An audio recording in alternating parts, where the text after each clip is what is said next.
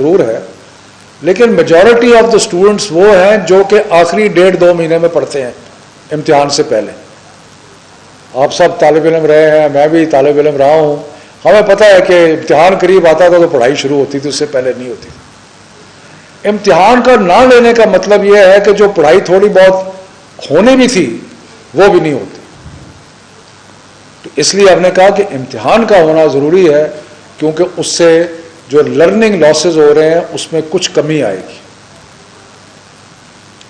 तो इन वजूहात की बिना पे हमने फैसला किया कि इम्तिहान इस साल हमने ज़रूर लेने हैं। और ग्रेड्स, कैम्ब्रिज का इम्तिहान आया, एकदम बीमारी में शिद्दत बेपनाह इजाफा हुआ, लेकिन फिर भी हमने जो A2 था उसका एग्ज़ाम लिया और अगले चंद दिनों में वो एग्ज़ाम मुकम्मल हो जाएगा और कोई 25 से 30 हज़ार बच्चों ने वो इम्तिहान लिया, बखैर व आफियत जो है वो हो गया है।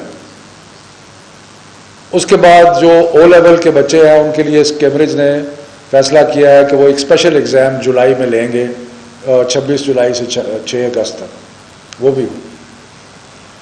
अब मसला रह गया था 9, 10, 11, 12 का। फैसला तो वही था और वही है कि इम्तिहान तो होगा,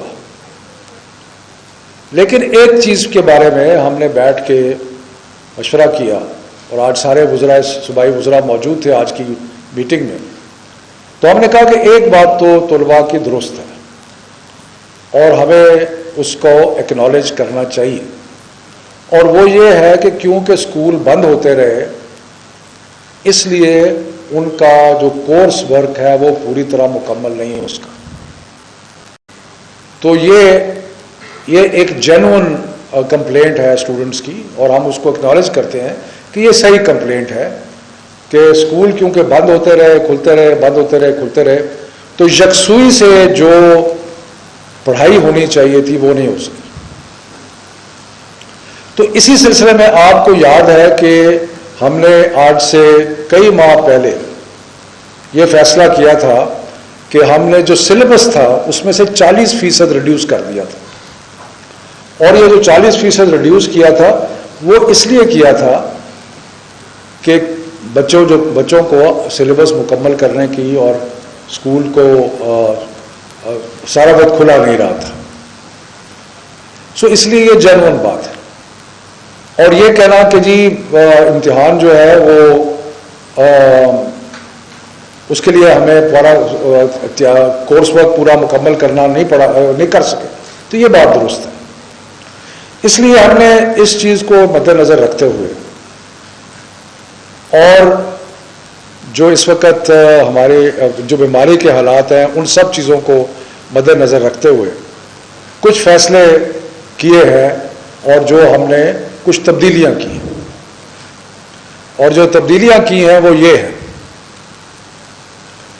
कि 9, 10 यानी कि 9वीं और मैट्रिक का इम्तिहान जो है वो इलेक्टिव सब्जेक्ट्स में लिया जाएगा, उन मज़ामीन में जो बच्चों ने चूज़ किए हैं, और उसके साथ मैथमेटिक्स जो सब के लिए यकसा है वो भी उसका भी इम्तिहान होगा। यानी कि 9वीं 10वीं का इम्तिहान जो है वो 4 मज़ामीन में होगा, बाकी जो मज़ामीन है उनमें नहीं होगा, इलेक्टिव सब्जेक्ट्स और मैथमेटिक्स।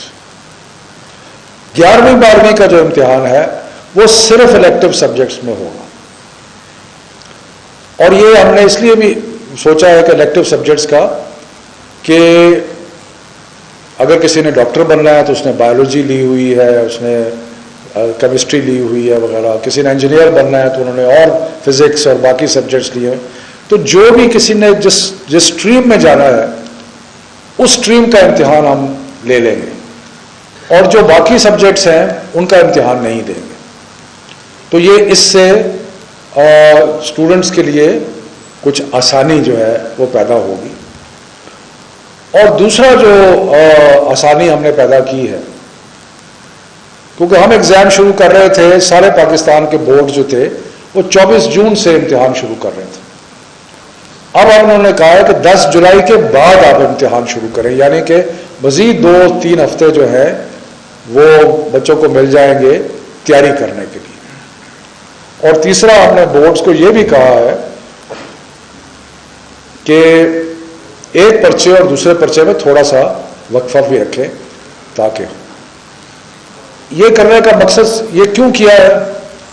और एग्ज़ाम तो जैसे मैंने कहा कि हमने हर सूरत में लेना है, ये इसलिए किया है कि एक तो कोर्स सही तरह स्कूल चले नहीं तो सही तरह कोर्स पर मुकम्मल नहीं हुआ, और दूसरा ये कि एक विंडो बीमारी थोड़ी सी कम हुई है, इसको जल्दी से विंडो का फ़ायदा उठाया जाए, कहीं ये ना हो कि फिर दोबारा खुदा न खास्ता बीमारी जो है उसका। इसका एक और फ़ायदा ये है, अच्छा हाँ, इसके अंदर इम्पॉर्टेंट पॉइंट ये है कि डेट का मैंने आपको बता दिया, सब्जेक्ट का बता दिया, 10वीं और 12वीं के इम्तिहान पहले होंगे और 9वीं और 11वीं के इम्तिहान जो है वो बाद में। यानी कि अगर 10 जुलाई के बाद इम्तिहान हो रहे हैं 10वीं 12वीं के, तो फिर 9वीं 10वीं के जैसे ये ख़त्म होते हैं उसके बाद। और उसकी भी वजह यह है कि हम ये चाहते हैं कि, और बोर्ड्स ने आज ये इस चीज़ का अंदिया दिया है, हम ये चाहते हैं कि तीसरे हफ्ते सितंबर तक सारे रिज़ल्ट जो है वो आ जाएं, और जब वो रिज़ल्ट आ जाएं तो यूनिवर्सिटी में और मेडिकल कॉलेजेस में और इंजीनियरिंग कॉलेजेस में और बाकियों में दाखिला जो है वो आसान हो सके और मुमकिन हो सके, वरना अगर ज़्यादा देर होगी तो वो फिर उनका टाइम टेबल जो है वो डिले हो।